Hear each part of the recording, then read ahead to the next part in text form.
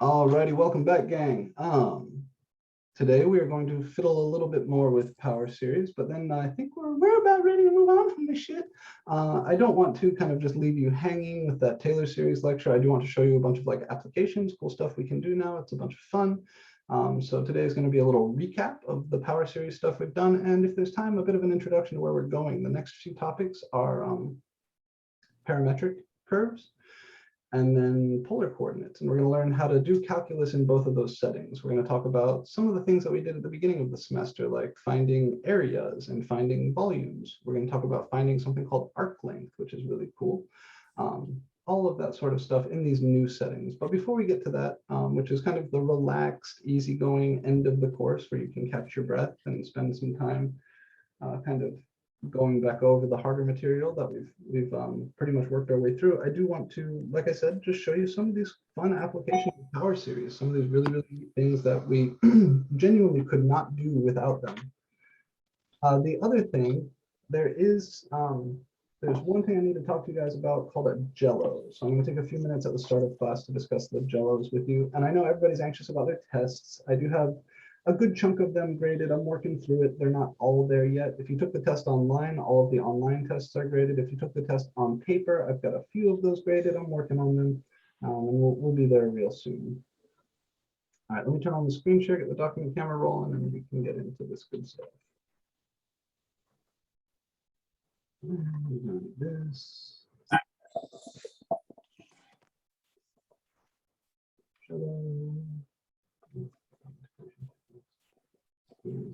We probably will do the series jello, but I'll have to explain to you what that means. So, this of course.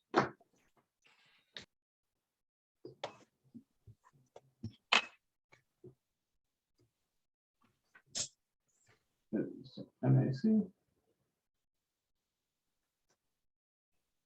2312, section 004, which is 2. And today is what, the 17th, I think? It's on here. Yeah, the 17th of November 2021.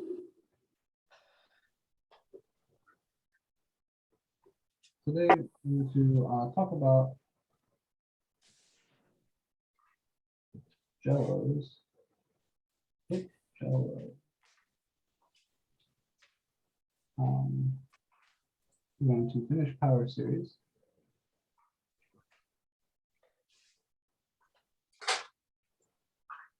And then we're going to introduce, given time, parametric equations.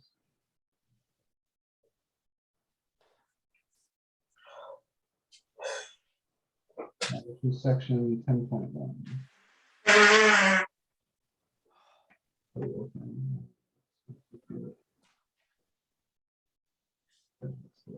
All right. So first things first, jellos. You may remember when we went over the syllabus, I can show you. There's this thing here at Santa Fe, and if you look at any of your math syllabi, you should see this. There's this thing called the General Education Learning Outcome, jellos. These are statistics that we're asked to track by the state. And the basic goal is to kind of describe your meta skills a little bit. So there's like 3 or 4 meta skills that the state asks us to track in each course. And they're things like quantitative reasoning or analyzation or interpretation of data, that sort of thing. It used to be the case that the jellos were assessed on the final, right? So the final exam would have a couple of questions that are special jello questions. And if you got those questions right, then you would get the jello credit for whatever specific skill that question was trying to test. Recently, the department has asked us to stop doing jellos on the final and start doing them as worksheets in the middle of the semester. So kind of had to stop what we're doing and change things in the middle of the game, which is not ideal, but we can do it. It's not going to be hard.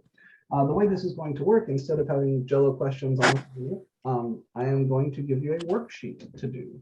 And this worksheet you need to complete on your own. That's very important. And because I don't want to like come back into this and start changing the grading system, like adding in a thing for jellos doesn't seem appropriate.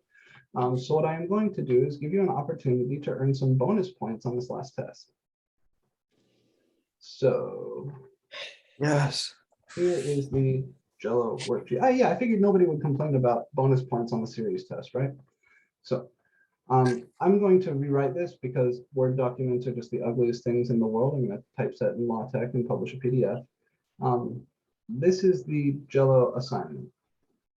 So we're given a series. It will be exactly this series. I'm not allowed to change these at all. You need to write the series in sigma notation and simplify it, and you're told to assume that n begins at 1. You need to tell me what convergence test you would use on this series. And then you're going to go ahead and do the thing. Tell me whether that series converges or diverges by applying the appropriate test. So like I said, this, it won't look exactly like this. It'll be prettier, but it'll be this problem on a PDF, which I'm going to publish to Canvas. I can show you what this looks like for my pre-calc class because I've already done this for them. How many questions do we have? Just this one 3-parter. That's the whole thing. So super short. I will, for you guys, just like I did for these guys, post a little announcement here. Theirs was on transformations against pre-calculus. So I'll post a little announcement and I'll attach the PDF to that announcement. I will also add a new assignment. Yours will say series Jello worksheet instead. And I'll have a link there where you can download the PDF if you don't want to get it from the announcement. The instructions are going to be the same. You need to print out the worksheet, fill out the worksheet, then scan and upload the completed worksheet. Super duper simple. There are some important things here. So incredibly important that you do this on your own. These stats are, they have no bearing on your grade. If you get the problem wrong or you get the problem right, I'm going to give you the same number of points back on the test, right? You're going to get 4 points back on the test for completing the Jello worksheet. I'm not looking to grade this for correctness. I'm just looking to kind of see where you are and see how good a job I've done conveying the material. So don't stress. Don't look at your notes. Don't look at the book. Don't talk to anybody else about this. Solve these on your own. And then please print, write on the worksheet directly, and then scan. I know that's a bit of a hassle. I get that. But the way that these are done, I have to send them kind of up the ladder. A bunch of other faculty are going to review them, and then they'll be stored for the state. So it's one of these things where I need to have the formatting correct. So please don't write this out on your own paper. Please do actually print and then write directly on the worksheet and then scan and submit. You can also, if you're working on a tablet, if you want to draw right on the PDF, that's fine too. Just can't have like loose paper scans, stuff like that. It has to be formatted exactly as the worksheet is formatted. But that's it. One problem, 4 free bonus points on the midterm. Good deal, right? Are there any questions about this thing? What day do you want us to do it? Good question. Yeah. So we're getting close to the end of the term. I'll publish it today. I would like it no later than next Wednesday. Can we do that? 1 week.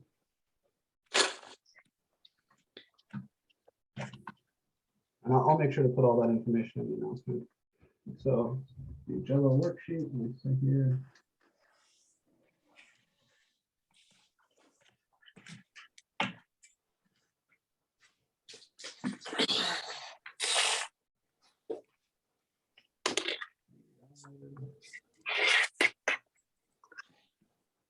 On Canvas.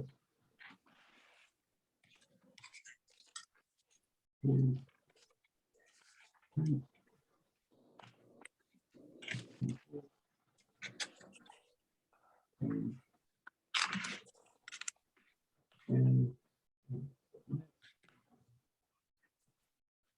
no later than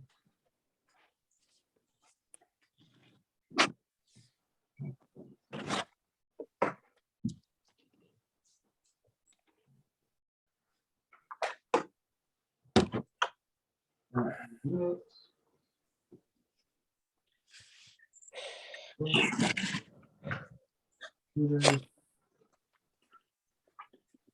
and don't discuss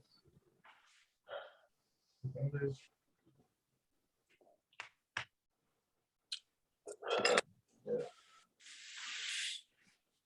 For bonus points.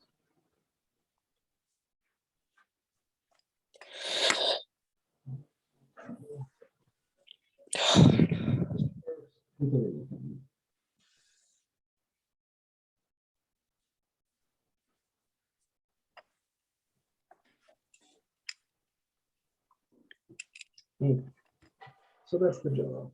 Nothing too complicated, not too time consuming. I bet it'll take you all of 5 minutes, maybe 10 minutes if you're feeling relaxed about it. But the really important thing there is that it's just your work. It's not coming from notes or the book or somebody else or a tutor. You'll get those 4 bonus points no matter whether you get those questions right or not. Does not matter. The bonus points can be applied to exam 2. So the Jello worksheet is on series stuff. So I'm going to apply the bonus points to the series test. And that's generally the harder test in this class. That's the one most people have the lowest score on. So I think it's the one that you'll get the most benefit from. Zadas, does the final replace our lowest test grade? Yes, it does. So after you take the final, if your score as a percentage on the final is higher than your score on the lowest midterm, then the final exam, I will go back in and manually replace your lowest midterm grade by that final exam grade.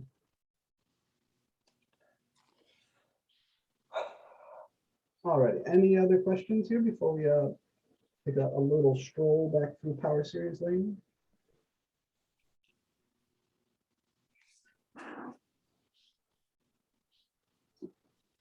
Test 3 is going to be on the last day of class. So for you guys, I believe that is December 3rd.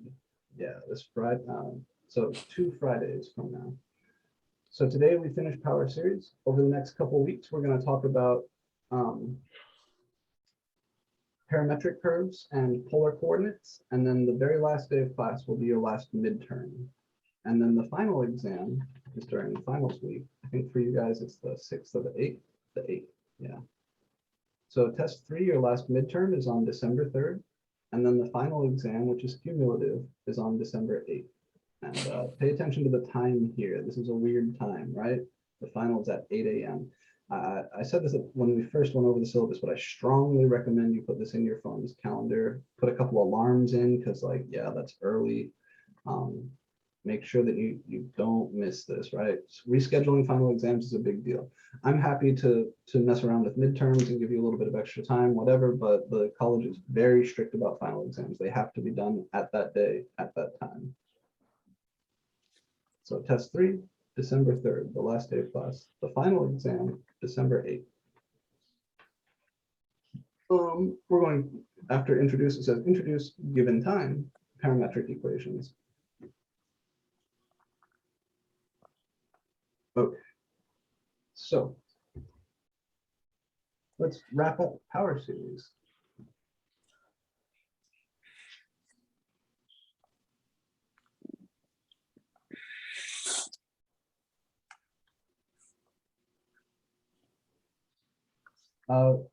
Remember the following series forever and ever.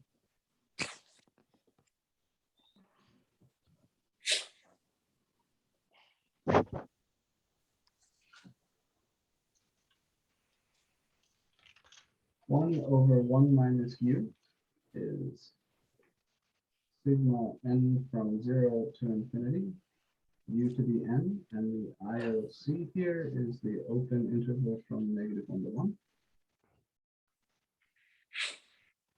The inverse tangent of u is sigma n from 0 to infinity, -1 to the n over 2n plus 1 times u to the 2n plus 1, and the IOC there is the closed interval from -1 to 1.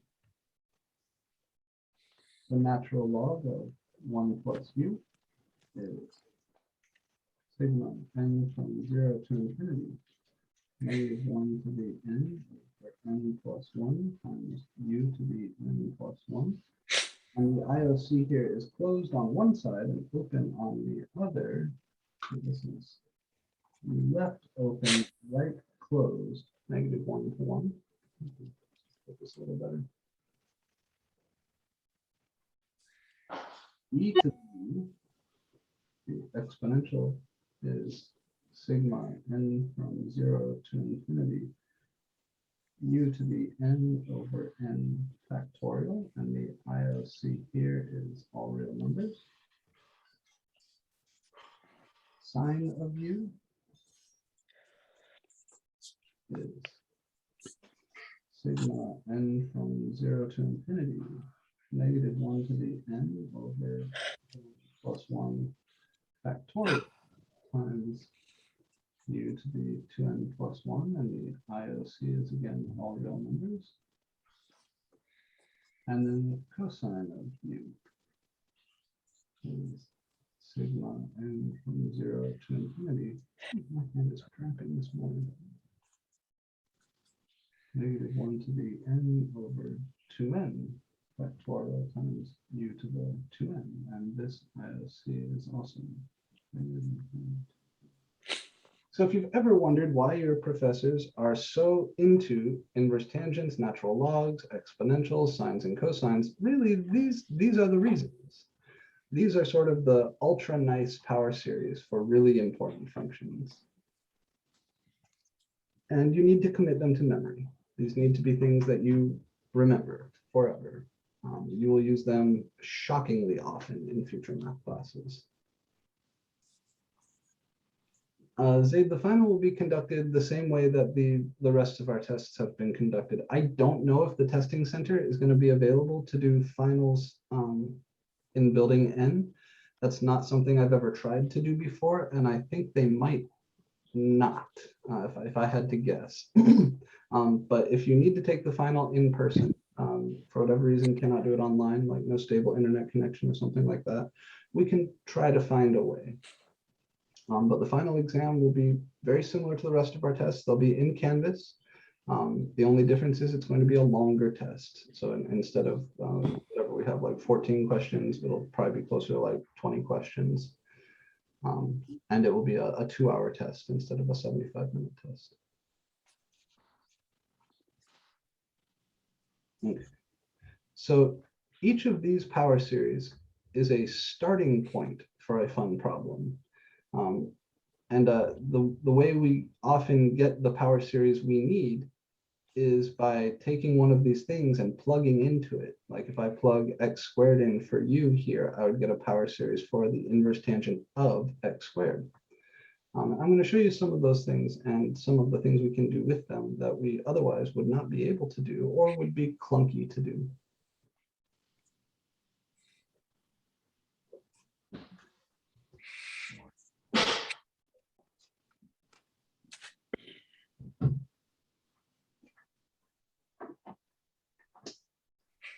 So I think we talked about Fresnel integrals just a tiny bit, but we didn't actually get to it. So let me show you a couple cool things.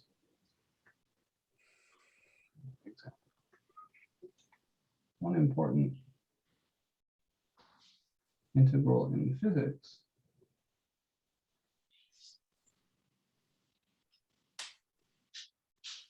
is the, quote, Fresnel integral, which is the integral of sine or cosine of x squared dx. Sometimes you'll see this as a definite integral, integral from 0 to x of sine t squared dt. But the challenge there is finding an antiderivative, because there is no closed form antiderivative for the sine of x squared. Try all the tricks in the world, you won't find it. Let's evaluate this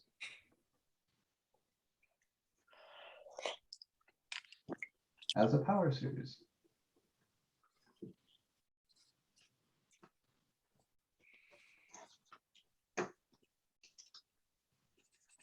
The place we begin here is with the power series for sine u. I know that this is sigma n from 0 to infinity, negative 1 to the n over 2n plus 1 factorial times u to the 2n plus 1. And if I plug in x squared for u, I get sine of x squared equals sigma n from 0 to infinity, -1 to the n over 2n plus 1 factorial times x squared to the 2n plus 1. Which I can simplify a little bit. Sigma n from 0 to infinity, -1 to the n over 2n plus 1 factorial. This would be x raised to the 2 times 2n plus 1, which is x to the 4n plus 2. When you raise a power to a power, you multiply the powers. So here I have a power series for the sine of x squared. Therefore, the integral of the sine of x squared dx is the integral of that power series.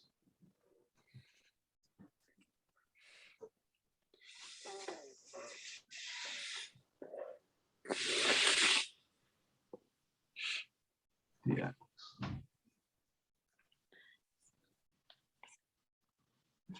And we can evaluate this integral. Remember, the integral is blind to all of the n stuff. All the integral sees is x to the 4n plus 2. And that is a power integral, right? It's a power rule thing. The nice thing about power series is that when you integrate or differentiate them, you're always just working with some power of x, which are the easiest things in the world, or besides exponentials, to integrate and differentiate. We do get a plus c here because I'm doing an indefinite integral. I expect the answer to have a plus c.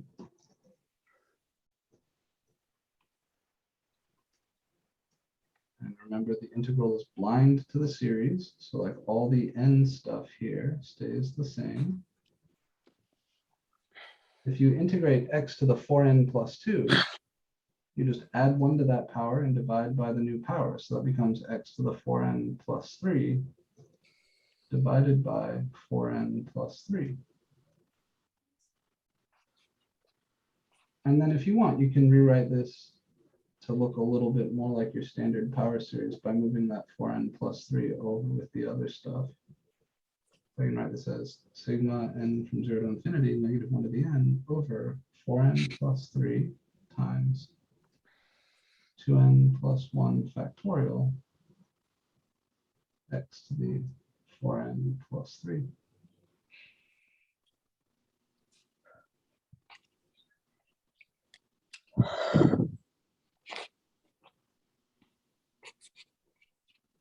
Not too bad. And if you wanted to work with this, we could write out the first few terms. This is like some constant plus. The n equals 0 term here is 1 divided by 3 times 1 factorial times x cubed. It's just x cubed over 3. The n equals 2 term, sorry, the n equals 1 term would be -1 divided by 7 times 3 factorial.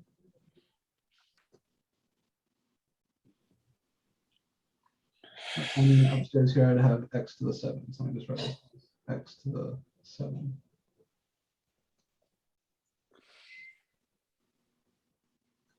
The next term, the n equals 2 term, would be plus. I'd have x to the 8 plus 3 is x to the 9. Divided by 9 times 5 factorial. And we can keep going like this. The next term here, n equals 3 term would be 12 plus 3 is 15.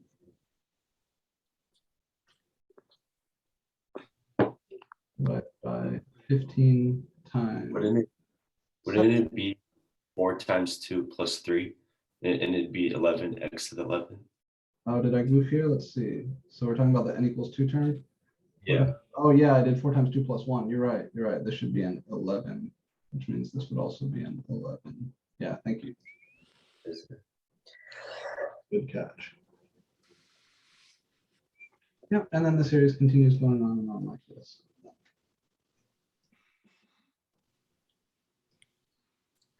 So these first few terms here are the first few terms of the antiderivative of sine x squared. And there really is no nicer way of writing this thing.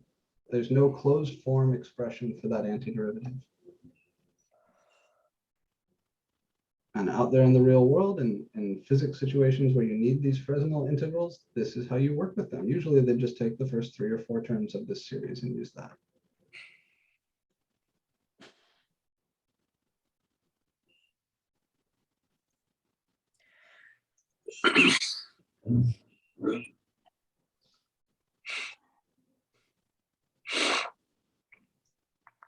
I'd like to do one other integral as an example here, and then I'm going to show you a limit or two. There are some limits that are nice to work out with series.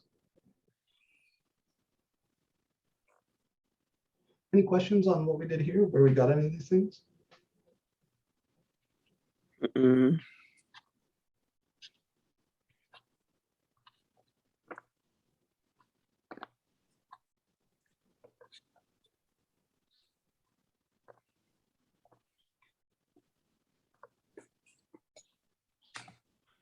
Okay.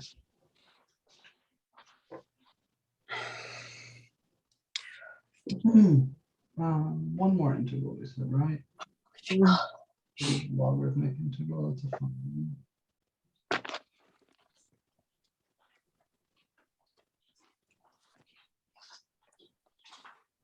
So how many of you have heard of the Riemann zeta function? Or the Riemann hypothesis?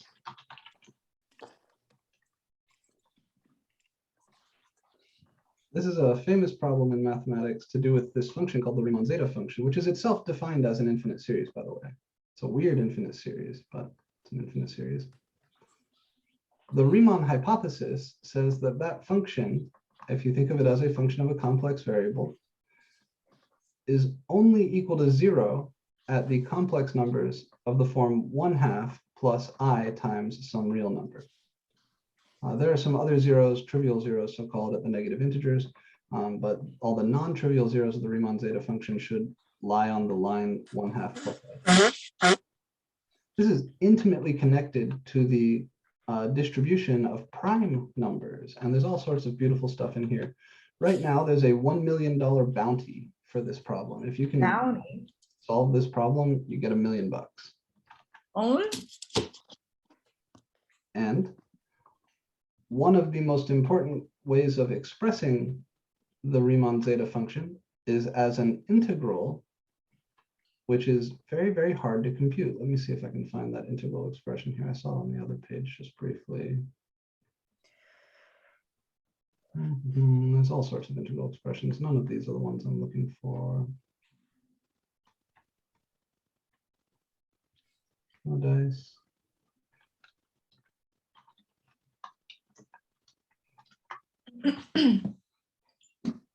So this Li function, the logarithmic integral, it's the integral of 1 over the natural log. That one's a little gnarly. Man, I'm waiting at the water.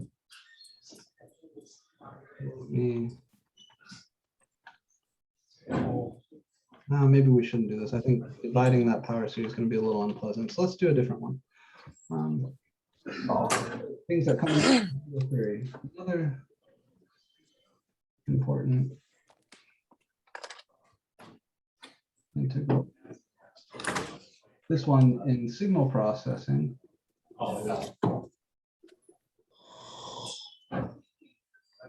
And also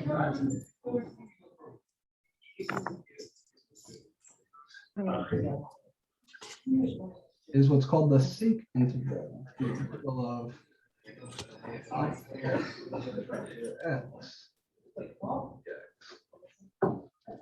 You may remember earlier in the semester I mentioned this integral when we talked about improper integrals. We looked at this from like 1 to infinity, and we said it's kind of challenging to work out, even whether this thing converges or diverges. If you integrate from 1 to infinity, even 0 to infinity. Turns out this is a convergent integral.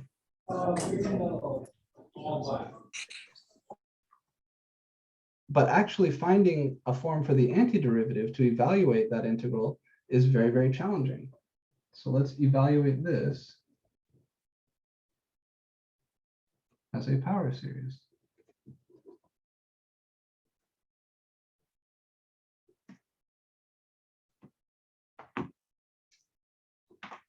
Similar to the last one, I want to use one of those series from the first page as a starting point.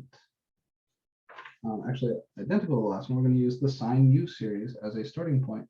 I'll just write it as sine x,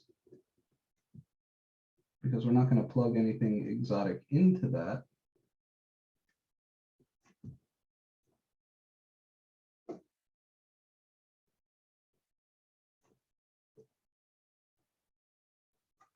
We know this, right? We know that sine x is sigma n from 0 to infinity, negative 1 to the n over 2n plus 1 factorial times x to the 2n plus 1.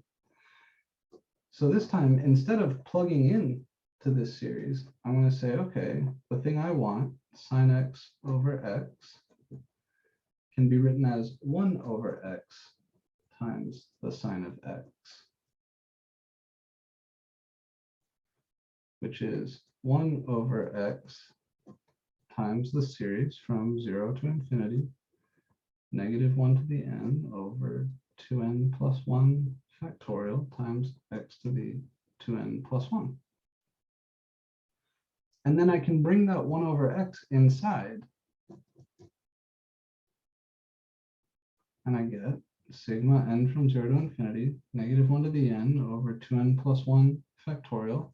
1 over x times x to the 2n plus 1 is x to the 2n plus 1 over x.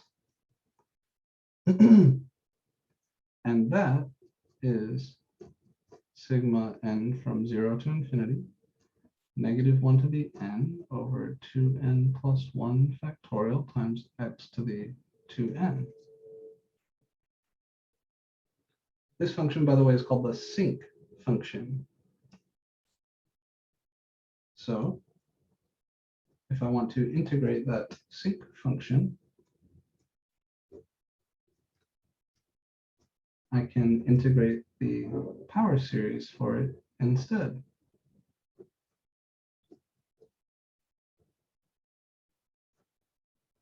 Which is sigma n from 0 to infinity, negative 1 to the n over 2n plus 1 factorial times x to the 2n dx.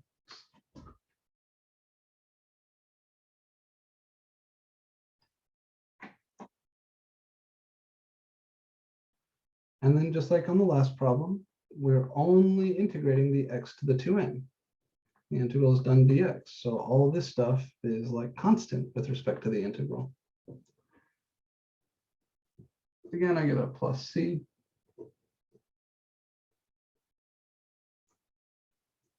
None of this stuff changes.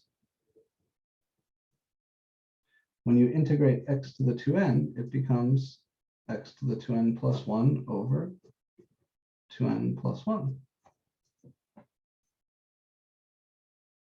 And that's it. You could again rewrite this if you wanted as c plus sigma n from 0 to infinity. You can group the terms if you want to. You don't have to. This is 2n plus 1 factorial times 2n plus 1 times x to the 2n plus 1.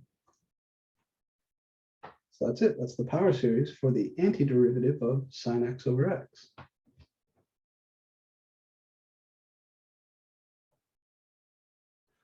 If there's one reason why we care about power series, this stuff is it, right? They allow us to integrate functions that otherwise would be impossible to integrate. And that's a big deal. It really is. And you remember we spent the whole first third of this course trying to integrate functions, and you saw that it can be pretty challenging. But that's just the tiniest tip of the iceberg. In general, these many integrals are straight up impossible to do in terms of elementary functions. So we work with power series instead.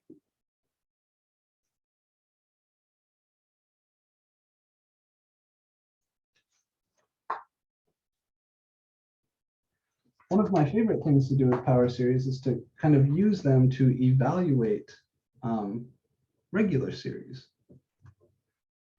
And these are problems that I like to put on tests, hint, hint. They're very fast if you know what to do.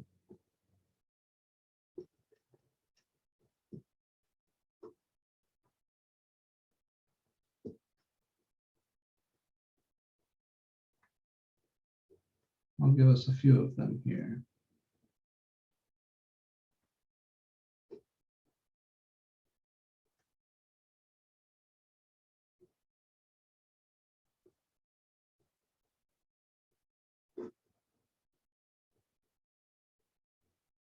Actually, sorry, let me move this 4 upstairs.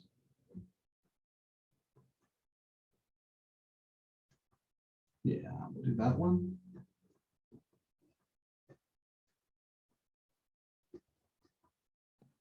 The camera is blurry, Professor. Oh, thank you. Focus. There we go. All right.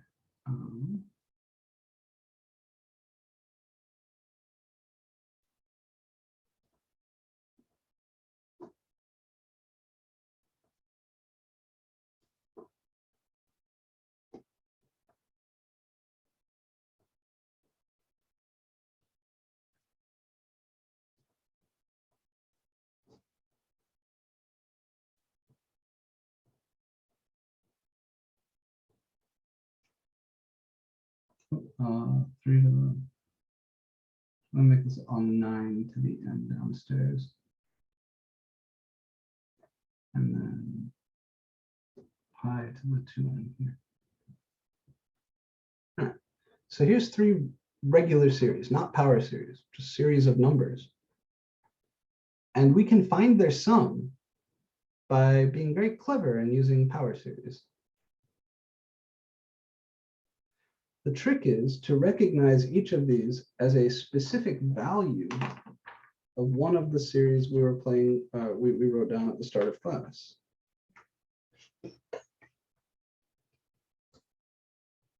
So each one of these is what you get by taking one of these guys and plugging in a number.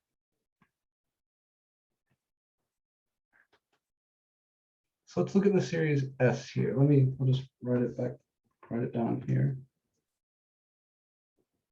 S equals sigma n from 0 to infinity. -1 to the n times 4 over 2n plus 1. And before I try to decide which series down here I'm going to use, can I do anything to make this easier to work with? Is there anything that I can do with that series to clean it up? Can you take out the constant 4? Yeah, exactly. That 4 doesn't have any n's in it. That's a constant. And one of our rules for series is that constants pop out. So what's left is -1 to the n over 2n plus 1. All right, now comparing that to all of the series we see here, which one of these guys do you think we will use? Which? Inverse 10. Yeah, right. -1 to the n over 2n plus 1. The only thing that isn't here is the u to the 2n plus 1. So what number would I plug into this to get this? Any number to the power of 0? Could we do that? Or would the +1 like mess that up? Yeah, so I don't have control over the power, right? So we're summing over n. So n is going to run from 0 to infinity no matter what I do. The thing I Oh, I can mean, plug 1. it for is u. Yeah, if I plug in u for 1 for the variable u, and there's a nice way of writing this. All right, this is 4 times sigma n from 0 to infinity, -1 to the n over 2n plus 1 times u to the 2n plus 1, evaluated at u equals 1.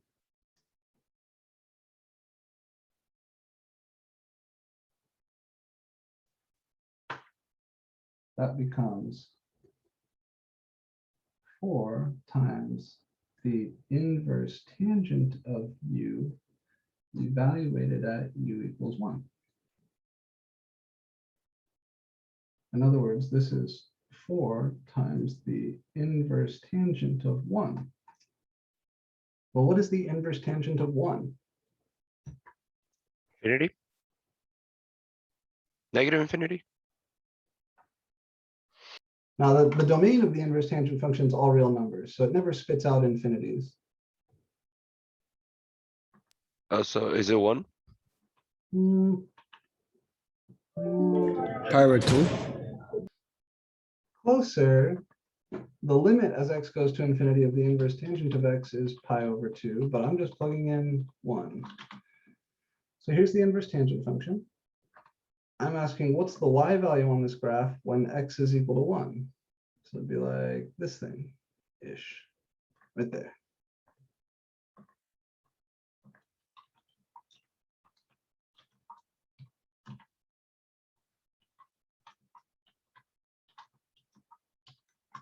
I'm asking what's the y value at this point? And that's pi over 4. Right, the inverse tangent of 1, we got to know this stuff, guys, basic trig stuff. Inverse tangent of 1 is pi over 4. So this is 4 times pi over 4, which is pi. And this series has been known for a long time. Leibniz knew this series converged to pi. It's one of the best tools that existed at the time for approximating pi. Like if you want to get the first 20 digits of pi, one way to do that is to look at a really big partial sum of this series. Unfortunately, the series converges very slowly, right? This is a conditionally convergent series. That denominator 2n plus 1 does not grow very fast. So you need many, many terms to get an accurate approximation, but you can, right? Let me show you really quickly. This is actually quite cool.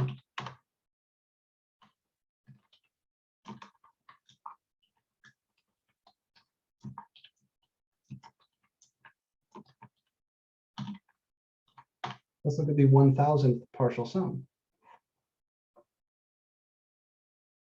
Here they're writing it all as fractions. What is this? This is not correct. Wolfram shit in the bed that hard? Did I sum? Oh, from 1. I know we need to sum from 0. Sorry.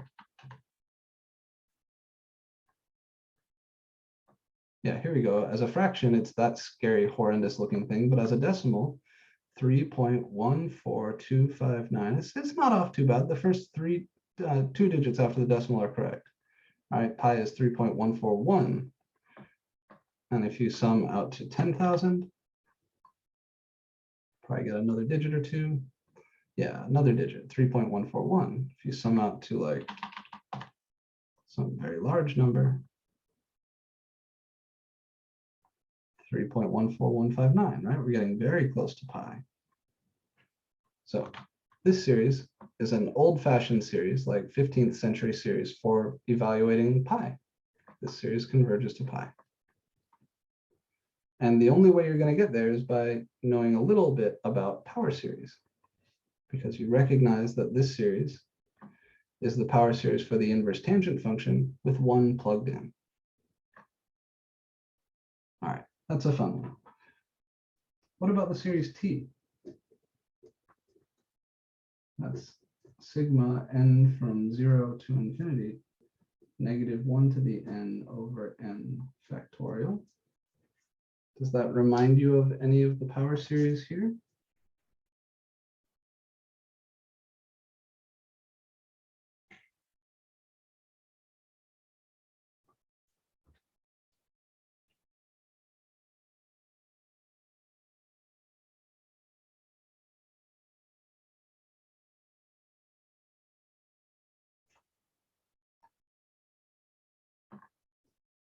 Yeah, Zaid got it in chat. That's the e to the u series.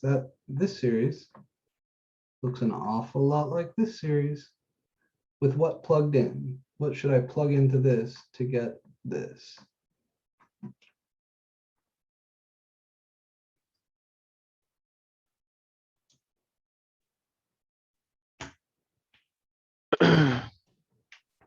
E to the U? Yeah, definitely the e to the u series. What should I plug into this series to get this series? U is -1. Very good. Oh, yep, and it's there in the chat too. So the observation is that this is sigma n from 0 to infinity, u to the n over n factorial evaluated at u equals -1. And that power series is the power series for e to the u. So that's e to the u evaluated at u equals -1. And if you plug -1 into e to the u, you get e to the -1 or 1 over e. This series turns out is very important. Why -1? Well, because this is -1 to the n, right? If it was just 1 over n factorial, then that would come from plugging 1 in here. So basically, I'm matching this part up with this part. I've got a -1 to the n here. I've got a u to the n here. So u has to be -1.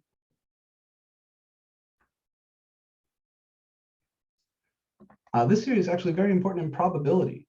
So there's a famous problem called the hat problem in probability, which says if you have a shitload of people walk into an auditorium, is the way it's usually expressed, right? Like you got a big concert, some fancy opera concert or whatever, and everybody has to check their hat when they go in. But the hat check boy loses all the tickets. So he doesn't know whose hat is whose, and he just hands them back randomly. What's the probability that you get your hat back? Turns out, the more people you have, the closer that probability gets to 1 over e. Or it might be, I'm sorry, it might be the probability that no one gets their hat back. I think no one gets the correct hat back. I think that's the statement of the probability problem. But yeah, fun stuff. And just by counting, just by doing the sort of basic probability work that you do in STA 2023 or whatever, the basic statistics class, you can arrive at that conclusion. They of course don't know anything about infinite series, so they don't do this there, but you can build up this series just in that fashion, just by counting arguments. All right, let's look at the last one. The series R here is sigma n from 0 to infinity, -1 to the n over 9 to the n times 2n factorial times pi to the 2n. And same question, does this remind you of any of these power series? Cosine? Yeah, look, I've got a 2n factorial, right? A -1 to the n over 2n factorial, -1 to the n over 2n factorial, and then something being raised to the 2n here. What doesn't match up? The 9n. Yeah, I've got a 9 to the n here. There's nothing like that here. Does anybody see a way to make this match up better with the cosine series?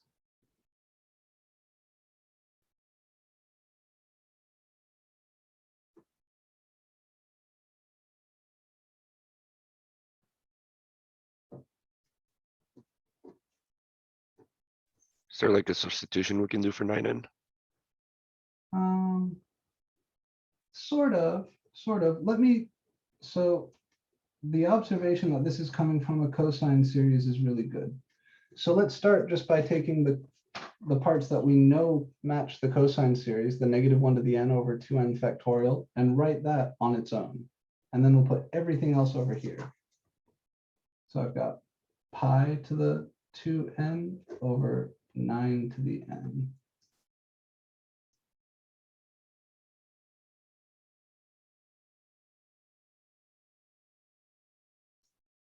The trick here is that 9 is, Making the exponent negative. Would that work? oh, like bringing this up as 9 to the -n. Yeah. We might be able to get there with something like that, but I think it's not quite running in the right direction. So what I would like is to have just this over here, and then something raised to the 2n, right? So what I'm trying to use is my cosine series. This reminds us of cos u, which is sigma n from 0 to infinity, -1 to the n over 2n factorial times u to the 2n. So what I would like to do is have my -1 to the n over 2n factorial, and then something all raised to the 2n, and that something would be my u. And the trick is that 9 is 3 squared. So 9 to the n is 3 squared to the n is 3 to the 2n. Which means I can rewrite this as sigma n from 0 to infinity, -1 to the n over 2n factorial times, I'll write it like this, sure, pi to the 2n over 3 to the 2n.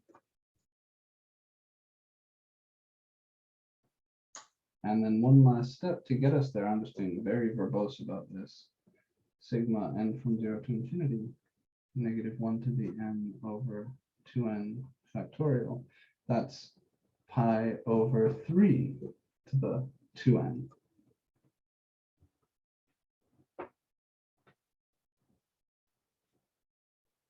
So this series is the cosine series with pi over 3 plugged in. This is the cosine of pi over 3.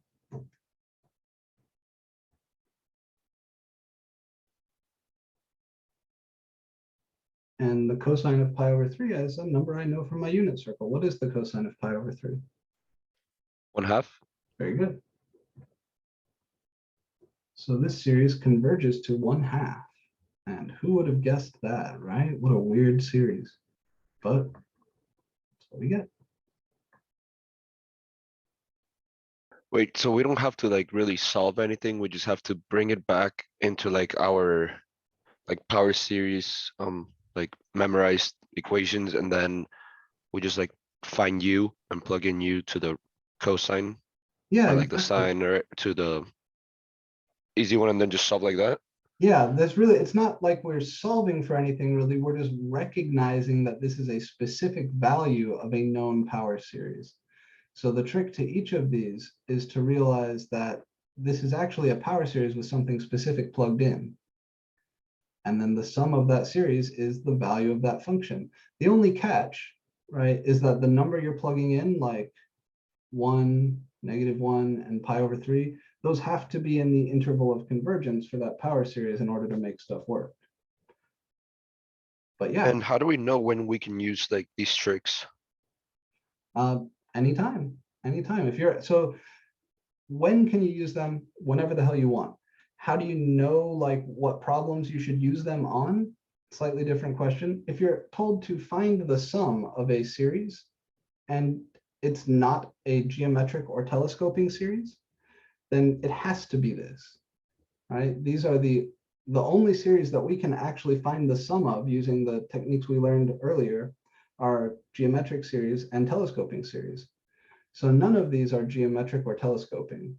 And that's the hint. So we're trying to find the sum of a series, but it's not a geometric or telescoping series. The only way we can do that otherwise is by recognizing them as specific values of power series. This is also where I got, remember back in 11.5 when we talked about approximating that one series, and it came out to the, told you it came out to the natural log of 2. This is where it came from. I took the power series for the natural log function and plugged in 1, right? Natural log of 1 plus u, and then I plugged in 1 for u. So that's natural log of 1 plus 1, natural log of 2. There are a couple other problem types that I want to show you that are kind of along this line, like clever stuff we can do with power series. But I just want to warn you, problems of this sort are likely to show up on the third test, maybe on the final. These are fun problems, and I think they're generally quite easy as long as you know what to do, as long as you know your power series.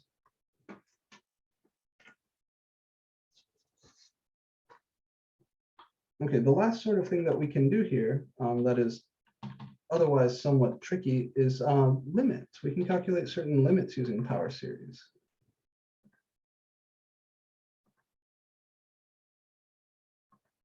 Let me find one of these for us.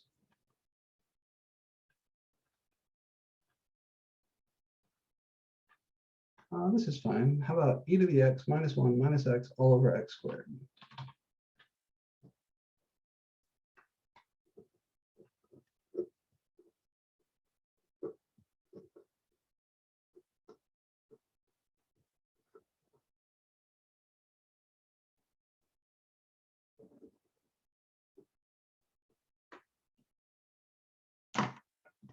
There's more than one way to skin this cat. We could first just try plugging in 0, right? But then the top is 1 minus 0 is 0, and the bottom is also 0. So if you plug 0, you get e to the 0 minus 1 minus 0 over 0 squared, which is 1 minus 1 minus 0 over 0, which is 0 over 0, which is indeterminate.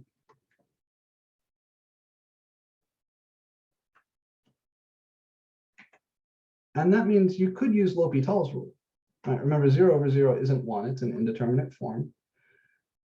If you wanted to, you could use L'Hopital's rule on this, and 2 whacks of the stick with L'Hopital's rule would do the job. But I could tell you explicitly to do it with power series.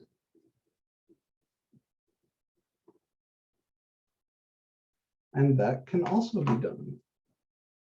So I use the fact that e to the x is sigma n from 0 to infinity x to the n over n factorial here.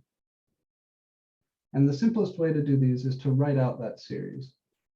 So that's 1 plus x squared over 2 plus x cubed over 6 plus x to the 4 over 24 and so on. Right? X to the 0 over 0 factorial, that's 1 over 1, plus x to the 1 over 1 factorial, that's x over 1 or just x, plus x squared over 2 factorial is x squared over 2, x cubed over 3 factorial is 6, so that's x cubed over 6 and so on.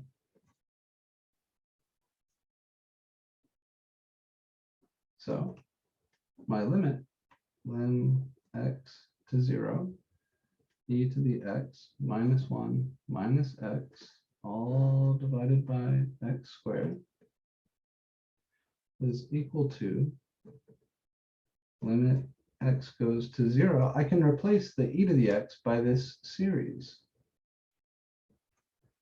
1 plus x squared over 2 plus x cubed over 6 plus x to the 4 over 24 and so on, minus 1 minus x all divided by x squared.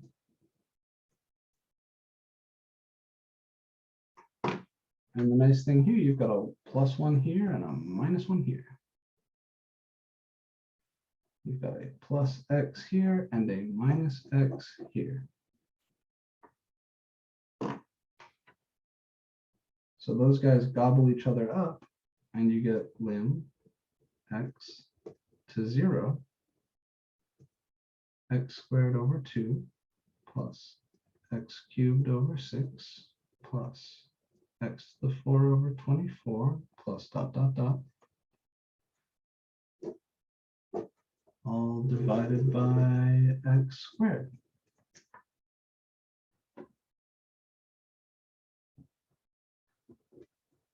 Which is lim x to 0, 1 over x squared times x squared over 2 plus x cubed over 6 plus x to the 4 over 24 plus dot dot dot.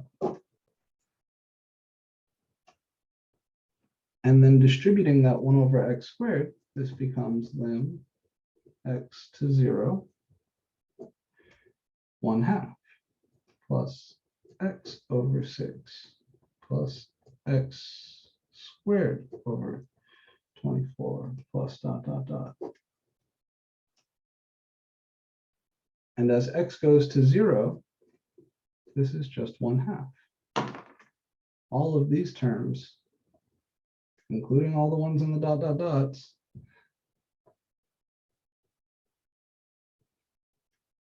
have x's.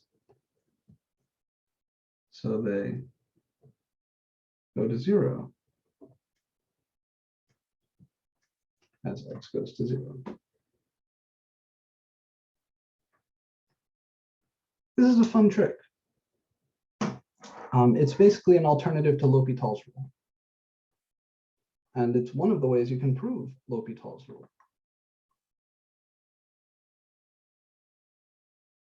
Well, that was just the problem as it was given to us. So they said, find the limit of e to the x minus 1 minus x over x squared. So this series is e to the x, and then the minus 1 and minus x, those come from the problem. So I'm just replacing e to the x by that series, and these guys came from the statement of the problem.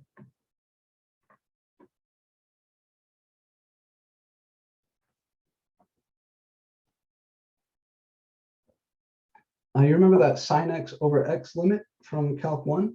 Lim x to 0 sine x over x, that limit is 1. You can show that this way, and many others. In fact, any indeterminate ratio, as long as the functions upstairs are expressible as power series, you can calculate those limits using power series.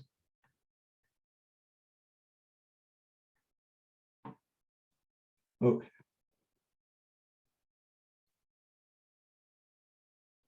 I think that's about it, man. I don't think there's much else that I would want to do to you with power series, because we're not going to multiply or divide power series. Yeah, so you see here some other limits we can calculate. And there's lots of fun things in here.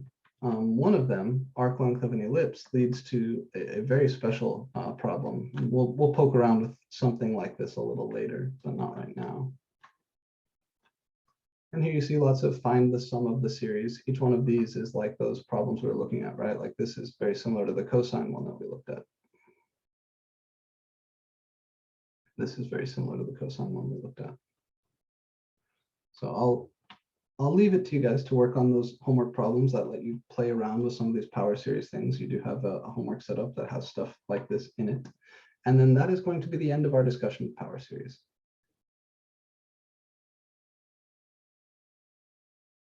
In the few minutes that remain, I want to introduce you to the idea of parametric curves. So congratulations, you made it through power series.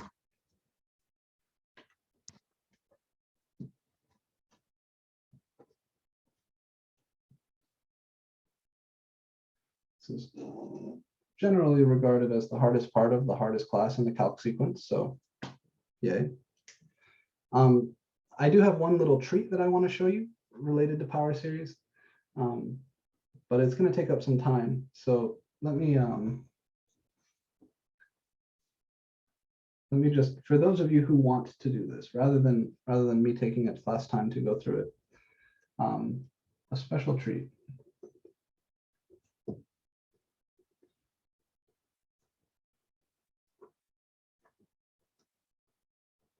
The other day, Frank referred to this as the most beautiful equation in all of mathematics, and I agree largely.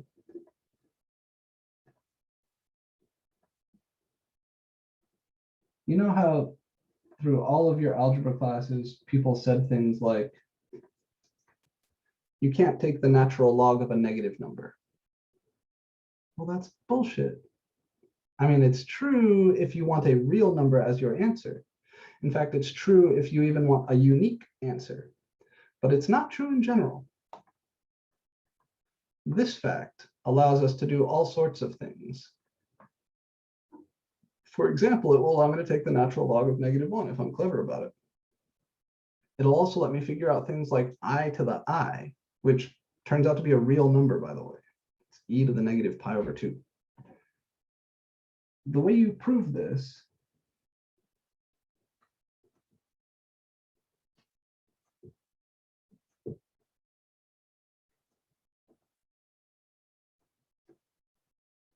using some facts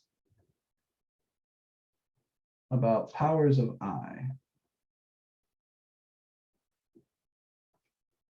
So remember, I, the imaginary unit, is the square root of -1, or more commonly, in mathematics circles, we say I squared is -1. And that has a consequence. If you look at bigger and bigger powers of I to the 0 is 1, right? Because anything to the 0 is 1. I to the 1 is I, because anything to the 1 is itself. I squared is -1 by definition. I is the square root of -1. And if you multiply these two, I to the 1 times I to the 2, that gives you I to the 3. It should be -1 times I, and it is. Something neat happens. I to the 4 is I squared times I squared, which is -1 times -1 is +1. I to the 5 is I times I to the 4, which is 1 times I is I. I to the 6 is I cubed times I cubed, or -I times -I. It's -1. You could also think of it as I times I to the 5. So I squared is -1. I to the 7 is I times I to the 6 is -1 times I is -I. These cycle. I to the 8 would be 1. I to the 9 would be I to the 10 would be -1. I to the 11 would be -I. And it keeps cycling like this. So powers of I cycle every 4, right? Integer powers of I cycle every time the power goes up by 4. You can use this to separate and simplify e to the ix, which would have power series representation sigma n from 0 to infinity ix to the n over n factorial, which would be sigma n from 0 to infinity I to the n times x to the n over n factorial. And I'll just write out the first few terms here. This is I to the 0 plus ix plus I squared x squared over 2 plus I cubed x cubed over 3 factorial plus I to the 4 x to the 4 over 4 factorial, and so on. If you write out, say, 3 or 4 more terms of this series, and then split up the even and odd terms, the even terms, those are going to give you cosine x. And the odd terms, if you group them all together, are going to give you I times the sine of x. And that proves that e to the ix is cos x plus I times the sine of x. That proves this result. And this is how Euler proved it with power series. Euler was a master of power series. One of the most beautiful facts in mathematics, now fully accessible if you want to take the time to do it. And taking the time to do this is one of those great exercises in mathematics. I wouldn't do it for you because I don't want to deprive you of it. And also I know not everybody wants it. So if you think this is cool, I strongly encourage you, go to the library, sit down at a whiteboard and write out like the first 6 or 7 terms of this series, and just take all the even terms and all the odd terms and group them together, and then use these cycling facts about powers of I to simplify the powers of I. And you'll see that one of them, you get all the i's go away, and what's left is the alternating cosine series. The other one, the i's won't go away, but you can factor the i's out, and what's left is that sine series. That's job done. Plugging in pi gives you the famous result.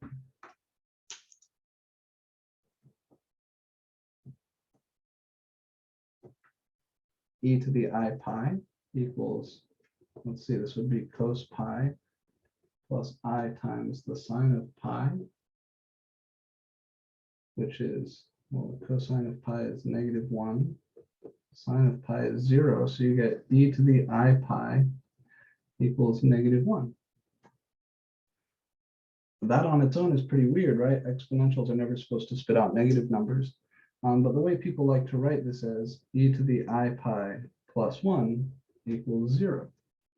And again, people say this is so beautiful because it involves all the fundamental constants, right? 0, 1, pi, e, and I, and all the fundamental operations, equality, addition, multiplication, and exponentiation. Quite beautiful. Do you know if this stuff will be on our test? Oh, hell no. No. This is just for fun, just a special treat. Other things you can do with this, you can take e to the I pi equals -1 and take the natural log on both sides.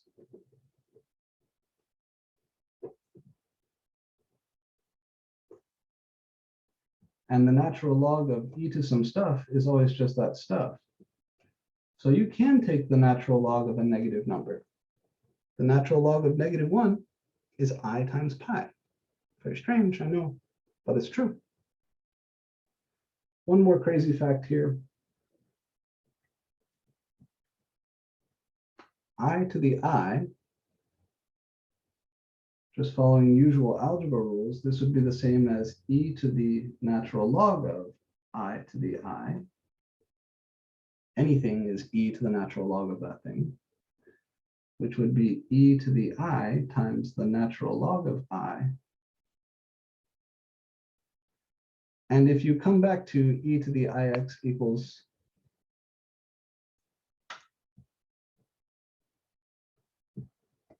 cos x plus I times the sine of x, and you ask yourself, how can I use that here? If you evaluate this at, let me see here, pi over 2, I want to say. So let's try it. E to the I pi over 2. Cosine of pi over 2 is 0. Sine of pi over 2 is 1. So this would be I. So this means that that I times pi over 2 would be the natural log of I. So this would be e to the I times the natural log of I is I times pi over 2. So that's e to the I squared times pi over 2, or e to the negative pi over 2.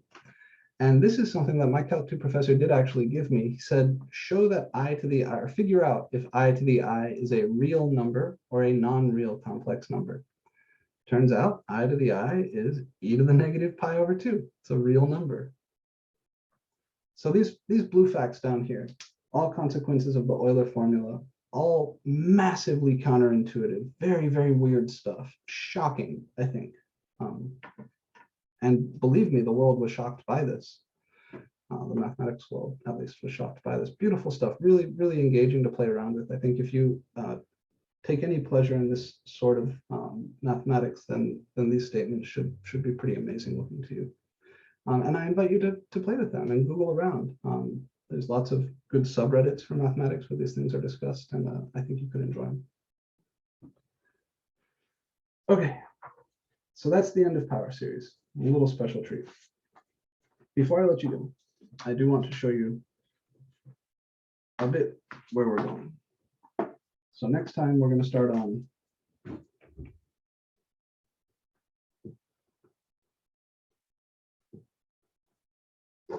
parametric curves. These things are hugely important in Calc 3 and also in physics. A parametric curve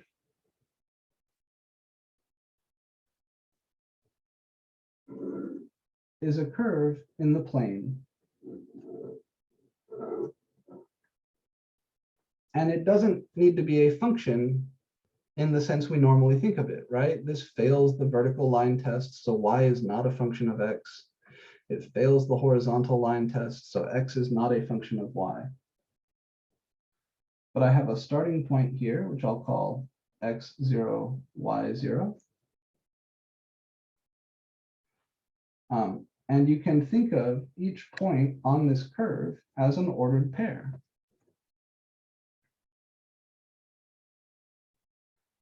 The way you get around not being able to write y equals f of x or x equals f of y is you let both of them be functions of some new variable, which we usually call t for time. So this horizontal axis here is the x-axis, like normal. The vertical axis here is the y-axis, like normal. And your independent variable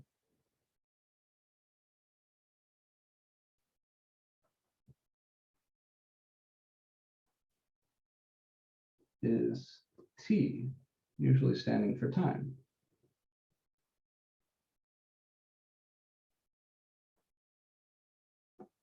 So instead of telling you what the y value is in terms of the x value, like y equals x squared, I tell you what y and x both are in terms of t. And the general, or like generic point on this curve would be of the form x of t, comma, y of t. And we like to think of these as paths, right? So like there's a particle moving around, or there's a little ant walking around on the page. The ant starts over here at what we call the initial position.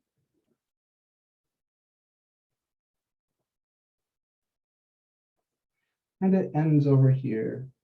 I don't know what to call this. X2, Y2.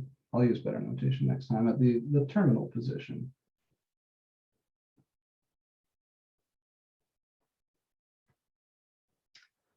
So rather than trying to track one variable as a function of the other, you think of them as totally separate things, both coming as functions of a third variable, time. We call this the parameter.